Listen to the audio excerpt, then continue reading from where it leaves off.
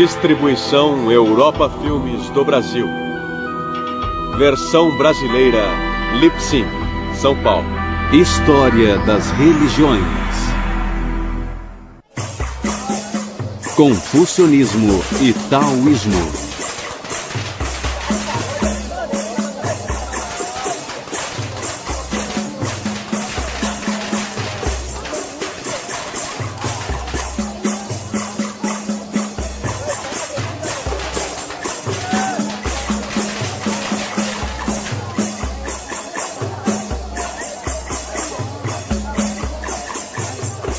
Do segundo século a.C. até meados do século XX da era cristã, o confucionismo viria a ser a influência mais marcante na vida dos chineses. Para um observador distraído, tanto a filosofia quanto a religião chinesas parecem ser totalmente alheias à filosofia e à religião ocidentais. Por exemplo, cada uma das três principais religiões ocidentais, o cristianismo, o judaísmo e o islamismo, professam a fé em Deus como o fundamento de seu credo. Já a religião chinesa é mais voltada para a conduta humana. Alguns estudiosos se perguntam se os chineses são, ou se foram algum dia, religiosos. Também se questionam se os antigos chineses tinham deuses, mitos e heróis, a exemplo da maioria dos povos antigos, como os gregos, os japoneses, os hindus da Índia e outros. Mas se nos aprofundarmos e examinarmos de perto sua religião e filosofia, descobriremos que, em certos aspectos, elas não diferem tanto assim da cultura ocidental. Por exemplo, tanto a tradição chinesa quanto a ocidental enfatizam o valor da razão, o papel da moral nas relações sociais e a crença em que a alma do indivíduo está ligada ao transcendente. Para começar, devemos retroceder mais de 2 milênios, quando houve um intenso despertar em todo o mundo. Esse período de quase 6 séculos, de 800 a.C. a 200 a.C., produziu os filósofos clássicos gregos e indianos, os profetas hebreus e o grande mestre chinês Confúcio. Recentes estudos confucionistas têm se tornado uma busca pelo Confúcio histórico, uma descrição dele como pessoa real e não aquela imagem de adoração popular. O personagem histórico que conhecemos por Confúcio foi, na verdade, um homem de nome Kong Shu, que viveu no período de 551 a 479 a.C., e que durante 2 milênios foi conhecido só em algumas partes do que hoje chamamos China. O nome ocidental Confúcio foi de fato criado por missionários católicos que visitaram a China no fim do século XVI. O jovem, que veio a ser conhecido como Kung Futsu, ou Mestre Kung, e depois Confúcio no Ocidente, cresceu no antigo estado de Lu, no nordeste da China. Os pais de Kung morreram quando ele ainda era criança. Em certa época de sua vida, ele passou 10 anos viajando e visitou muitos outros estados feudais na busca sem êxito de um soberano que seguisse seus conselhos. Aos 50 anos, Kung Futsu tornou-se um tipo de comissário da polícia em seu estado natal. Foi o mais alto cargo público que ele ocupou e no qual permaneceu por apenas 1 ano. Na velhice, Kung se dedicou mais a ensinar seus discípulos, embora também se ocupasse de música, poesia e conversasse eventualmente com governantes e ministros. Kung sempre se considerou um estudante, embora também se considerasse um professor. Ele afirmava que a ninguém devia ser negada educação, fosse por origens humildes ou parcos recursos financeiros. Embora Kung se visse mais como transmissor que como criador, ele tinha muita certeza de ter uma missão. De fato, a influência de Kung mudou a sociedade chinesa. Por exemplo, antes de Kung, a palavra Shu, ou cavalheiro, se aplicava apenas a homens de alta linhagem como oficiais militares ou nobres. Depois de Kung, Shu passou a ser aplicada a eruditos, que então ascenderam ao topo da pirâmide social. Soldados passaram a ser menosprezados. O cavalheiro era chamado de Shunzu, literalmente filho de príncipe. Mas os ensinamentos de Kung mudaram essa conotação de forma que cavalheiro passou a ser alguém de elevado caráter moral. Assim, Kung e outros filósofos humanistas foram precursores de uma nova era de sabedoria ética. Para entender sua originalidade, temos que entender como eram as coisas antes dele. Pesquisas arqueológicas demonstram claramente que os povos da antiga China praticavam sacrifício, adivinhação e rituais primitivos. Há 4.000 anos, nos primórdios da história chinesa, essas práticas eram comuns, e elas se qualificam a ser consideradas religiosas. Os estudiosos discutem se o confucionismo é uma doutrina filosófica, um ensinamento religioso ou ambos. A palavra religião é normalmente associada a religiões institucionais, que geralmente incluem um sacerdócio, um credo e um ritual. Mas o confucionismo não é associado a nenhum sacerdócio, não ensina que um deus ou deuses devam ser venerados e não contempla a possibilidade de vida após a morte. A rigor, o confucionismo não é nem mesmo associado a quaisquer proposições dogmáticas ou credos, mas envolve um sistema de rituais que tem algum significado religioso. É por isso que o confucionismo também pode ser chamado, em termos gerais, de religião. É uma filosofia moral, como o são todas as religiões. É um sistema que explica o funcionamento do universo e como o poder e a casualidade são vivenciados pelos seres humanos. No confucionismo, a percepção de poder é algo que se realiza mais internamente e não que se realiza externamente em algumas forças poderosas que precisam ser controladas, precisam ser rogadas, precisam ser uma fonte de felicidade ou de cura. Muitos dos sentimentos que as pessoas têm, como temor e respeito, se satisfazem, na maioria das religiões, através da relação com a divindade. No confucionismo, essas experiências emocionais se realizam nas relações humanas. A principal obra sobre Confúcio, intitulada Os Analectos, oferece uma análise mais profunda da própria autoconsciência de Kung. Demonstra seu apreço por rituais e pela virtude e sobriedade decorrentes deles. A personalidade de Kung tinha claramente uma faceta religiosa, com um profundo respeito pela vontade divina. Os Analectos são um registro das conversas de Kung com discípulos e também a melhor fonte para aprender seus ensinamentos. Mas o confucionismo, como escola filosófica, considera como seus textos especiais uma coleção de livros que inclui desde entretenimento até jornalismo. Esses livros são conhecidos como os clássicos. Na época de Kung, havia 6 clássicos. O primeiro clássico era o Livro das Mutações, também conhecido como I Ching, e era um estudo da interação entre as duas forças cósmicas, Yin e Yang. Essas duas forças não representam meramente opostos. São também parceiras em processos criativos. Elas são vistas em manifestações como passividade e atividade, influências femininas e masculinas, luz e escuridão, e tantas outras. As mudanças são vistas como a interação entre Yin e Yang, princípios opostos que moldam o destino de todas as criaturas e todas as coisas. Hoje, o Livro das Mutações é conhecido no Ocidente como um manual de divinação. E Yin e Yang tornaram-se os símbolos da religião chinesa.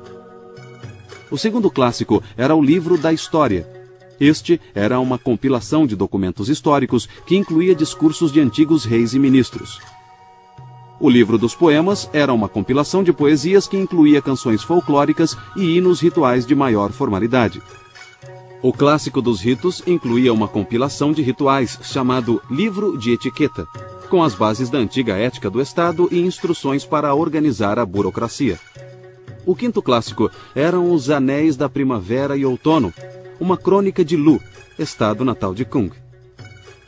Um sexto clássico, o livro da música, não existe mais. Grande parte dos ensinamentos de Confúcio são princípios morais. Um princípio comum ao confucionismo e à tradição ocidental, por exemplo, é que o confucionismo afirma: não faça aos outros o que você não quer que façam a você, enquanto que na tradição ocidental isso é dito de forma afirmativa: faça aos outros. Então, o que há de comum entre todas as religiões são os princípios morais, e eles são, eu diria, a coluna dorsal dos tratados do confucionismo. O cerne de muitos desses textos clássicos é anterior à época de Kung. Os textos evoluíram no decorrer do tempo e continuaram se expandindo por muito tempo ainda após a morte de Kung. No ano 213 a.C., depois de unir o país pela espada, o imperador Qin mandou queimar os livros. Graças à memória de estudiosos e a poucos fragmentos remanescentes, os textos foram mais tarde recuperados. A dinastia Han, que durou cerca de 4 séculos, de 206 a.C. a 220 d.C., representou uma grande mudança na civilização chinesa. A China tornou-se mais humanista que antes, desenvolvendo um forte interesse por filosofia, história, literatura e política. Em 124 a.C., o governo Han fundou a Universidade Imperial para educar os futuros funcionários do governo nas ideias confucionistas. Para evitar outra desastrosa queima de livros, os escritos clássicos foram então gravados em pedra. Alguns dizem que o grande mérito do confucionismo é revelar o que há de absoluto no relativo. Ou seja, encontra um sentido supremo no caráter moral das relações humanas. Kung pregava uma doutrina de reciprocidade e solidariedade. Ele dizia que qualquer um pode ser nobre se lhe ensinarem os valores certos. E fundou a primeira escola particular chinesa de ensino superior. A escola de Kung centrava-se mais na arte de governar e no aprimoramento das sensibilidades morais dos alunos. Uma das concepções confucionistas mais conhecidas é a chamada 5 relações, que seriam as relações entre governante e ministro, pai e filho, marido e mulher, irmão mais velho e mais novo, e entre um amigo e outro. Cada uma das 5 relações pressupõe responsabilidades mútuas e recíprocas. Um ministro deve lealdade a seu governante, e uma criança deve respeito a seus pais. Mas o governante deve, em troca, cuidar de seus súditos, assim como os pais devem cuidar de seus filhos. A doutrina central de Kung é a virtude do Zhen, que são o afeto e o amor existentes nas relações humanas. Para a família, eles reservaram um tipo especial de amor, porque as raízes do Zhen são a devoção filial e o respeito fraterno. O confucionismo reconhece o amor natural das relações familiares. Também reconhece os sentimentos naturais suscitados pela necessidade do próximo, quem quer que ele seja. Para o seguidor de Confúcio, o amor dos pais pelos filhos também se estende aos filhos de outras pessoas. O respeito filial pelos pais se estende aos pais de outras pessoas e aos mais velhos em geral. As relações familiares servem de modelo para o comportamento social, no afã de alcançar o amor universal. As pessoas devem respeitar os idosos, tanto os de sua família quanto os das famílias dos outros. Devemos ser bondosos não só para com as nossas crianças e adolescentes, mas para com as de outras famílias também. Esses preceitos são a fonte de união e solidariedade na cultura chinesa. Mas o confucionismo é mais do que um manual de bom comportamento. Também estabelece certos rituais, inclusive rituais religiosos. O confucionismo foi até mesmo chamado de religião ritual ou Li Jiao. O culto ancestral dos chineses era cercado de rituais como a veneração ao céu, o Senhor Supremo. Kung Futsu Pregava que era extremamente importante termos correta disposição interior ao nos engajarmos num ritual social ou religioso. Senão, as boas maneiras iriam se tornar mero formalismo ou hipocrisia. O confucionismo requer moralidade racional e um tipo de virtude que produz relações harmônicas e responsáveis com outros seres humanos. Na tradição confucionista, as maiores virtudes são a harmonia alcançada pelo relacionamento harmônico com os outros, o menosprezar de confrontos e conflitos e a prática de modos de vida que conduzam à harmonia entre os seres humanos. Enfim, a harmonia é uma das principais virtudes. Outra virtude importante é a benevolência. Kuhn negava ser um revolucionário. Ele até mesmo atribuía as próprias ideias aos antigos. Ele causou pouco impacto enquanto viveu. E morreu na obscuridade com cerca de 72 anos, em 479 a.C. Kuhn estava convencido de que sua vida fora um fracasso e que seus ensinamentos seriam logo esquecidos. Observando essas tradições religiosas a partir da visão de um antropólogo, a gente se pergunta o que significam essas tradições no que se refere ao comportamento humano. Hoje, os chineses não são conscientes ou mesmo oficialmente confucionistas. No entanto, grande parte dos seus sentimentos e desejos, assim como seu senso de dever, é governada por seu passado. Então, muitos permanecem dentro da tradição confucionista, independentemente de acreditar nela ou não.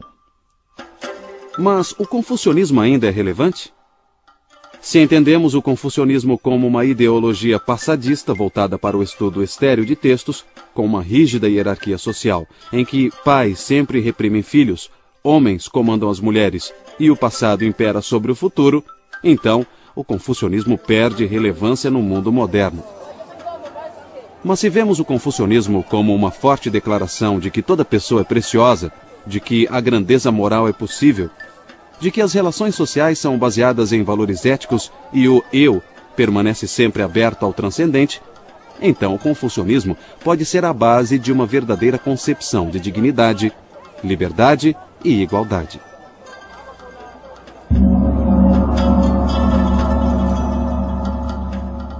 Se quisermos entender os chineses e outras culturas do Extremo Oriente, então precisamos entender o confucionismo e o taoísmo. Pode-se dizer que a filosofia chinesa é, em geral, baseada em duas faces da existência. A face mais ativa, ou Yang, e a mais contemplativa, ou Yin. A força ativa Yang é associada tanto à moral quanto à filosofia social do confucionismo. É tida como uma força masculina e tem predominado nos períodos de unidade política e ordem social. A força contemplativa Yin tem sido mais associada ao taoísmo. Essa face passiva das coisas pode ser vista no naturalismo e no quietismo. A força Yin é vista como feminina. Mas as forças Yin e Yang não são mutuamente excludentes, e o taoísmo é frequentemente representado por um círculo, onde dois desenhos em preto e branco se entrelaçam.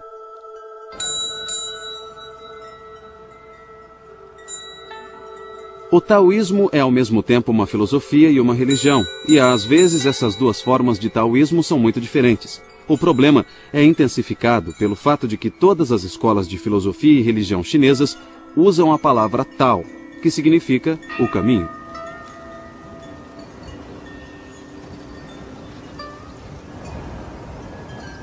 A maioria dos filósofos taoístas tem a genuína aspiração religiosa de transcender as limitações desta vida. Essa busca é tão antiga quanto a própria humanidade.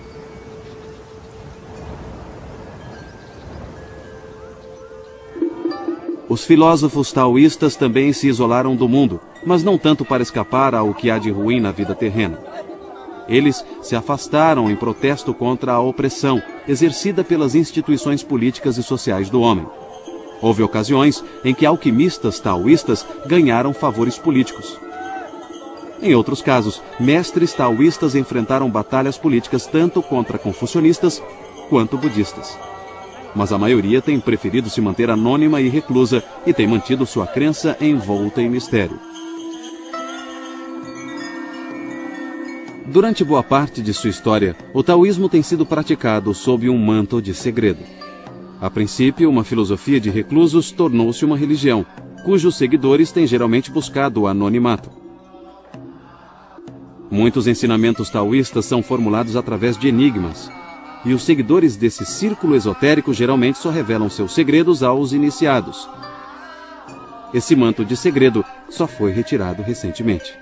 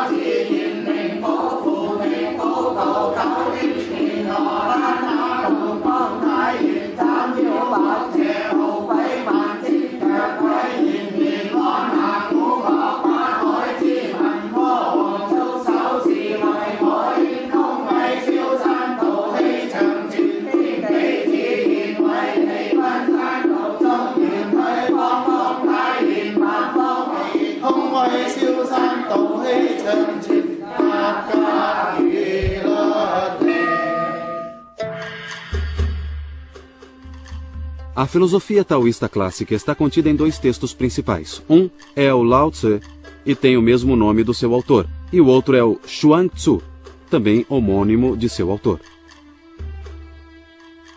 A concepção do Tao parece ser uma tentativa filosófica de estruturar uma antiga crença religiosa chinesa.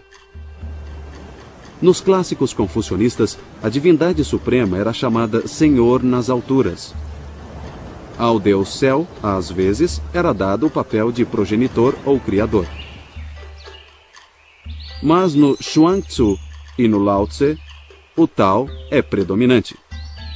Aqui, o Tao não é visto como uma deidade personificada, mas como um modelo para o comportamento humano, o caminho natural, o caminho humano. Segundo Lao Tse, o Tao já existia antes do universo. É o ancestral imutável de todas as coisas, a fonte da qual tudo veio a ser. Os praticantes do taoísmo acreditam descobrir esse primeiro princípio inominável seguindo 3 métodos: contemplando o universo, cultivando a disposição correta para a meditação e adotando a perspectiva correta em relação à vida. No taoísmo, essa visão correta é expressa pelo termo Wu Wei, que significa literalmente inação.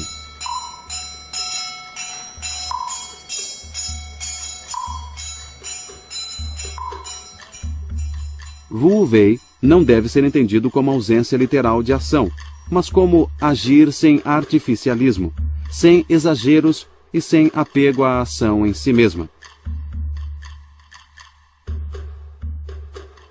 A parte prática do Lao Tse, então, é viver de acordo com o caminho. Um caminho de naturalidade, simplicidade e até mesmo fraqueza. Entretanto, a doutrina da inação ensina a sobrevivência. Nos ensina a manter a própria integridade em tempos de desordem. Esta talvez seja a lição prática mais importante da filosofia taoísta, e foi de grande importância na evolução da religião taoísta. O Lao Tse sugere certo grau de ascetismo, que é de se afastar do mundo, de seus prazeres e mesmo de seus valores mais prezados. Os que buscam o conhecimento do Tao devem purificar sentidos e paixões, que distorcem nossa verdadeira percepção da realidade. A civilização, então, seria um afastamento do Tao. A filosofia taoísta instrui seus discípulos a buscarem harmonia apenas e tão somente com a natureza. Isso é bem diferente de buscar as virtudes confucionistas de humanidade e retidão. Quando temos conflitos, quando agimos contra alguma coisa, ocorre o que chamamos de desarmonia. Por exemplo, considere um curso de água fluindo da montanha em direção ao mar. Se você colocar nele uma folha, a folha seguirá o fluxo, não haverá conflito. Isso é harmonia. Mas se você tenta fazer a folha voltar, subir a corrente das águas e você a puxar com um barbante ou assoprá-la com a boca, você estará aplicando uma força externa. Isso gera conflito. Você está indo contra a natureza, contra o caminho. Assim, seguir sua própria natureza é seguir o caminho. E isso é harmonia. Para alguns observadores, os ensinamentos políticos do Lao Tse invocam uma volta à natureza tipicamente romântica, mas já se disse que esses mesmos ensinamentos apoiavam autoridades políticas despóticas. Na localidade conhecida como Ma Wang Toi, foi encontrada uma cópia do Lao Tse manuscrita em seda. Datando do século II a.C., esses são os manuscritos do Lao Tse mais antigos de que se tem conhecimento. Outro texto fundamental ao taoísmo, chamado Xuang Tzu, é semelhante ao manuscrito do Lao Tse em dois sentidos. Primeiro, ele diz que o Tao é o princípio central que governa o universo. Segundo, mostra uma total e constante aversão à política. O Xuang Tzu parece uma compilação de ensaios em que há abundância de parábolas, alegorias, paradoxos e imagens fantasiosas. O manuscrito do Xuang Tzu faz uma ardente defesa da liberdade espiritual. Não tanto liberdade em relação a convenções sociais e restrições, mas em relação a limitações mentais. Conclama as pessoas a transcenderem interesses pessoais e preconceitos e prega que a liberdade só pode ser obtida na natureza em si, no Tao. O objetivo central do Xuang Tzu é encontrar a felicidade absoluta. Seu autor acredita que, para tanto, precisamos transcender nosso eu para alcançar a perfeita união com o Tao. Essa unificação implica um nível de conhecimento superior, um tipo de sabedoria que está além de todas as distinções entre as coisas, inclusive a vida e morte. Tal discernimento pode ser chamado de conhecimento místico, porque não pode ser obtido pelos meios costumeiros. Paradoxalmente, vem apenas quando esquecemos o conhecimento de tudo, sobretudo o conhecimento do eu. O Xuang Tzu advoga o sentar e esquecer, ou Zhuowang. Também menciona um jejum mental em que o adepto esvazia os sentidos e a mente. Se estudarmos toda a ciência atual, jamais seremos capazes de superar o mundo material e sempre temos alguns enigmas a decifrar e depois mais enigmas a decifrar. Portanto, mesmo se estudarmos a ciência durante milhares de anos, ainda não entenderemos o universo. Mas se você visualizar todo o cosmo a partir da antiga sabedoria da China ou da Índia, você saberá o que se passa, verá que tudo é vazio. É o Tao. É o Tao, é a suprema consciência. A religião taoísta, de certa forma, vem de quando se praticava divinação e leitura de oráculo com ossos. Os sacerdotes taoístas são herdeiros de uma sociedade em que adivinhos e xamãs eram reverenciados por sua habilidade de se comunicar com o mundo espiritual.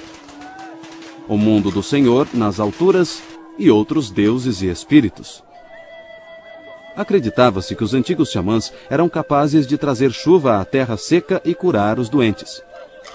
A fraqueza humana e as doenças eram associadas ao pecado, ou seja, as coisas que ofendem tanto a consciência quanto a divindade. Os religiosos taoístas também associavam a cura à confissão desses pecados e à busca do perdão e do auxílio dos poderes superiores. Ainda assim, os taoístas sempre deram muita atenção à fisiologia e à farmacologia. E isso trouxe muitas contribuições à medicina chinesa.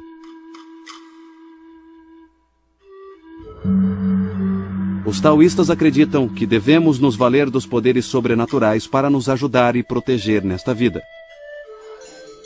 Naturalmente, tudo isso levanta a questão da imortalidade.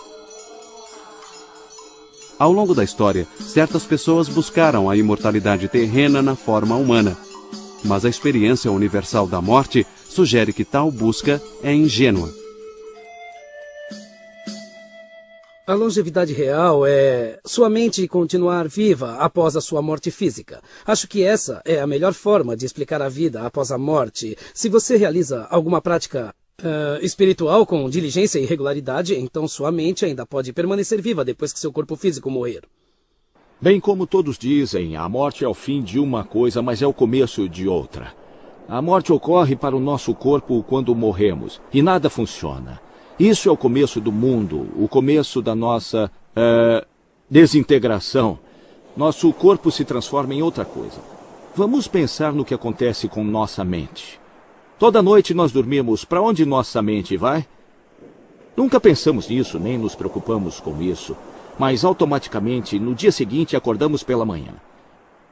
Então, ao morrermos, como sabemos que não fomos para outro lugar?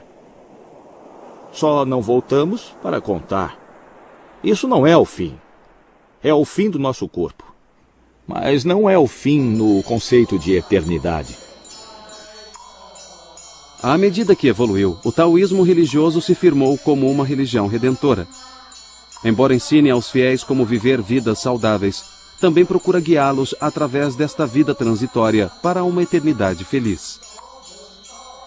Essa visão é muito diferente do confucionismo, cuja intenção é aperfeiçoar as condições morais nesta vida. Os taoístas hoje falam de imortais sagrados que ascenderam às regiões celestiais.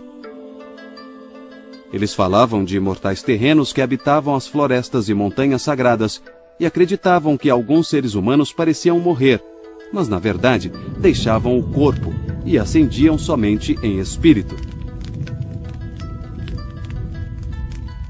Como os taoístas acreditam que homens e mulheres podem se tornar imortais, eles conduziam experimentos alquímicos, descritos como uma tentativa de roubar o segredo do céu e da terra. Em outras palavras, os taoístas acreditavam que a alquimia podia extrair da natureza o mistério da vida. Embora tenham fracassado em encontrar o elixir da imortalidade, suas experiências levaram a descobertas científicas na química, medicina e farmacologia. Tais descobertas só chegariam à Europa muitos séculos depois. Essa erva é de uso muito comum na China como tonificante do fígado e do rim. Também é uma antiga erva taoísta chinesa de longevidade e é muito popular entre os chineses. Também na cozinha. Ela é chamada de gokizi. Muitos taoístas se assemelham aos alquimistas da Idade Média.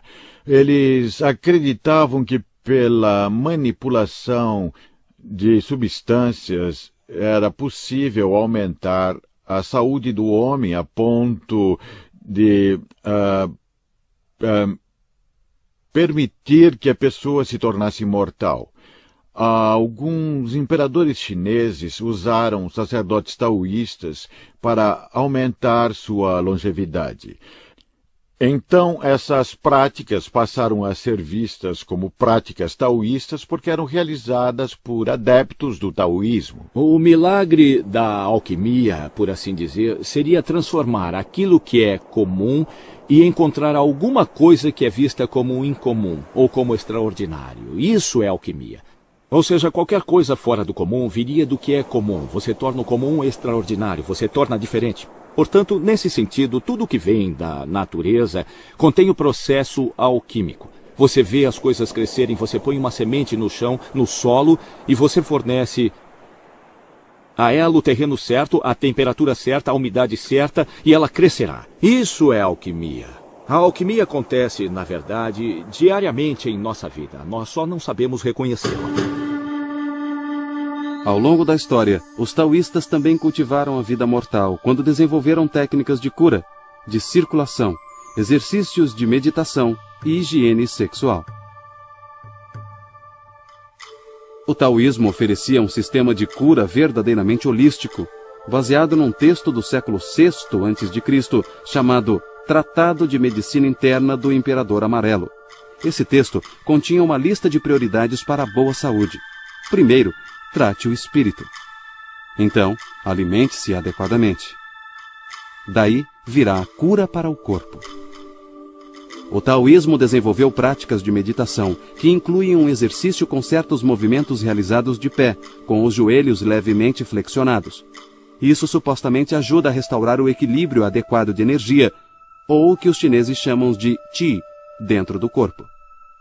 Os taoístas acreditam que o Qi percorre meridianos dentro do corpo.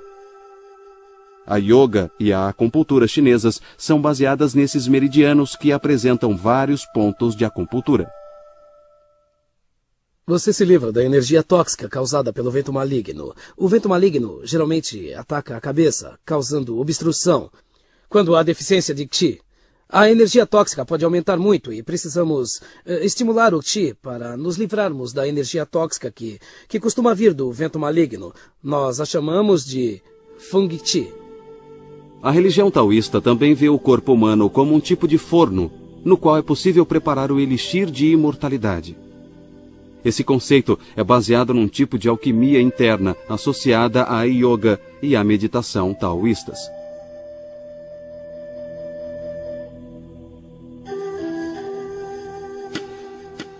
Segundo a teoria que fundamenta esses métodos, o corpo humano é dividido em 3 áreas chamadas campos sinabrinos: cabeça, tórax e abdômen. Cada campo é habitado por vários deuses que dão ao corpo vida e sustentação, e são supervisionados por um panteão de divindades chamado a Tríade Taoísta, ou Trindade. Os taoístas acreditam que a vida é feita de 3 princípios. Esses seriam o sopro, ou Qi, a essência vital, ou Jing, e o espírito, conhecido como Shen. Na meditação taoísta, é preciso concentrar a mente nos órgãos internos do corpo e nos deuses que os habitam. Esses deuses são vistos como emanações diretas da energia primordial no organismo humano. Os praticantes avançados de yoga atingem algo chamado respiração embriônica, imitando conscientemente um feto no útero materno. Esse exercício reconhece a existência de processos metabólicos importantes no interior do corpo.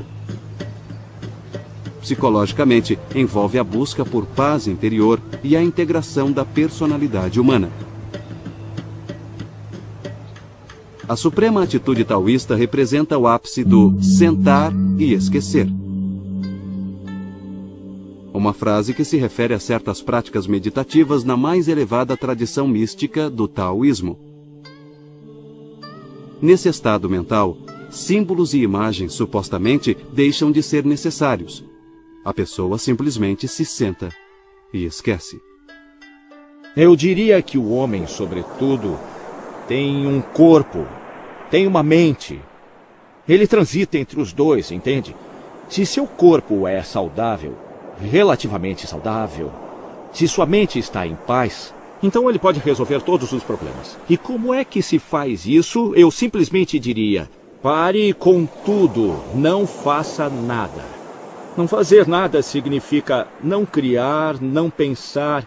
E o que é pensar? É se preocupar. E o que é se preocupar? Você cria uma situação e acha que não pode resolver. Então se preocupa. Se você não cria a situação naquele momento, você não se preocupa. Se não se preocupa, encontra uma solução. Enquanto na Terra, os aspirantes a imortais devem tentar progredir na meditação e na vida diária. Devem tratar as necessidades mundanas como alimento e roupas, como um meio para atingir um fim a ser usado e abandonado. As pessoas deveriam se desprender dos desejos sensuais. Elas também deveriam eliminar a inimizade e o ódio que prejudica quem o sente. O corpo que envelhece é como uma casa com paredes em ruínas, que logo será trocada por outra. Tudo isso exige total serenidade em relação à vida e morte, doença e saúde, perdas e ganhos, riqueza e pobreza. Em outras palavras, é preciso ir além dos valores e problemas normais da vida mundana e encontrar paz e contentamento em qualquer condição, para se concentrar num objetivo maior.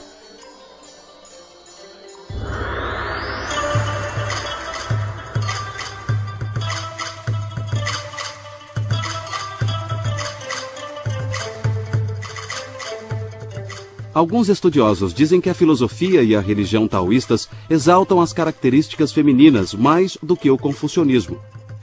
Uma análise do Lao Tse dá razão a essa tese. Refere-se ao Tao como a mãe de todas as coisas. E parece favorecer as imagens suaves, femininas na essência, como a água, os vales e o vazio. Implicitamente, o Lao Tse reconhece o Tao como a mãe do mundo. Para os confucionistas, o Tao se refere ao princípio fundamental da filosofia moral. Mas quando discutimos o significado do Tao nos escritos de Lao Tse e de Chuang-Tzu, nós nos referimos ao Tao universal, o caminho que a tudo inclui. Embora essa ainda seja uma conotação essencialmente filosófica da palavra Tao, ela também tem uma dimensão religiosa. O taoísmo filosófico foi uma dentre muitas fontes que convergiram para criar o taoísmo religioso. Outra fonte foi a escola Yin e Yang, que buscava compreender a ordem natural em termos de duas forças complementares, ainda que antitéticas ou opostas. Uma terceira fonte foi a escola dos 5 elementos ou agentes, que afirmava que 5 substâncias físicas, metal, madeira, água, fogo e terra, representariam forças cósmicas. Tanto a escola Yin e Yang quanto a escola dos 5 elementos ajudaram os chineses em seus esforços iniciais para entender o universo. Essas ideias penetraram as filosofias taoísta e confucionista, mas se tornaram ainda mais marcantes na religião taoísta. Os sacerdotes taoístas obtêm licença para realizar os rituais de cada tradição específica. Eles também realizam muitos outros rituais em festivais durante todo o ano. Os rituais mais conhecidos são aqueles voltados ao Ano Novo Lunar, celebrados com dragões dançarinos e fogos para afugentar demônios.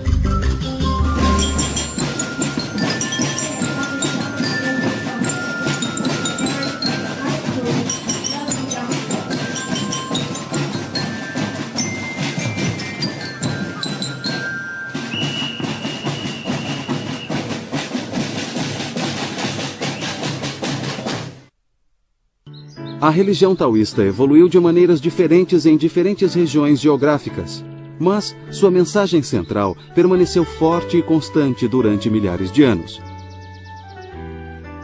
É uma tradição que satisfaz e é sensível à necessidade humana de se relacionar com a natureza e com o universo dos espíritos. Une a crença em uma divindade suprema com a crença em muitos espíritos intermediários aos quais se tem acesso por meio de preces.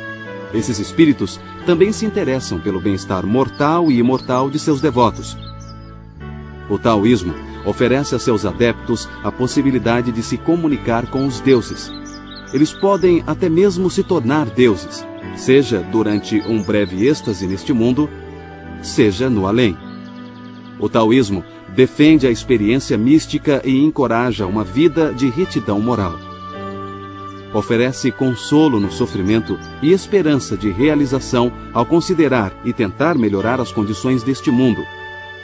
Por tudo isso, o taoísmo continua a satisfazer gerações de seguidores. E tem tudo para continuar assim por muitas gerações que estão por vir.